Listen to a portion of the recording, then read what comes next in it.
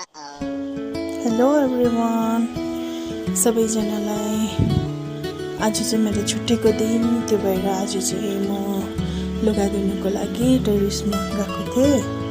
त्यो भएर दिन चाहिँ यति पानी परिरहेको थियो, भर्खर उक्लिरहेको थियो क्या। त्यो भएर मेरो बाबाले रोपिदिनु भएको फुलहरू, मेमोरिजहरू त्यो याद गर्दै देखाइरहेको छु तपाईँहरूलाई। अनि यो चाहिँ मैले डल्ले खोर्सानी मेरो कालिम्पोङ दिदीकोबाट ल्याएको थिएँ, कस्तो दामी भएको छ।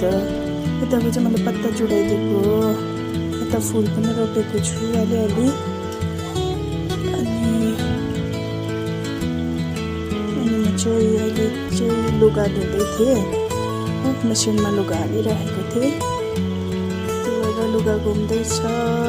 अब छिटो लुगा धोएर त्यहाँबाट अरू कामहरू पनि पुरै थियो मेरो होइन। त्यो ड्राई गरेर सुकाउँछु। अहिले त वेदर यस्तो छ है, ड्राई गरेर त सुक्दैन पनि। त्यो भएर पानी चाहिँ यति परिरहेको थियो चाहिँ बेलुकादेखि हो। अनि मैले तपाईँलाई त उता टेरेस त मेसी भइरहेको छ अहिलेको, त्यो तपाईँलाई देखाउँदै थिएँ मैले।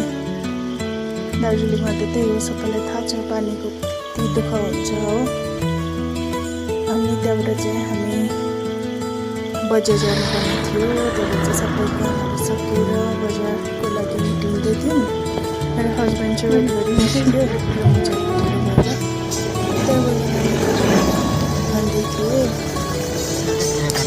छिटो गर भनेर हो। त्यहाँबाट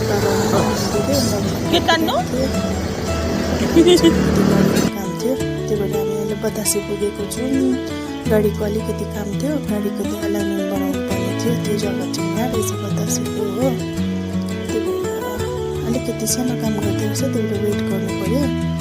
त्यहाँबाट चाहिँ हामी यहाँ काम गर्दैछ। त्यहाँबाट गाडी हाल्यो। यो चाहिँ पहिला कम्प्युटराइज गर्दो रहेछ नि त, हामीलाई थाहा थिएन। त्यही भएर चाहिँ अलिकति टाइम लाग्यो र यसरी नै हाम्रो दिनहरू बित्यो र त्यहाँ कम्प्युटरमा चाहिँ त्यहाँ तपाईँले गर्दथ्यो। यति नै हो, by by, have a nice day.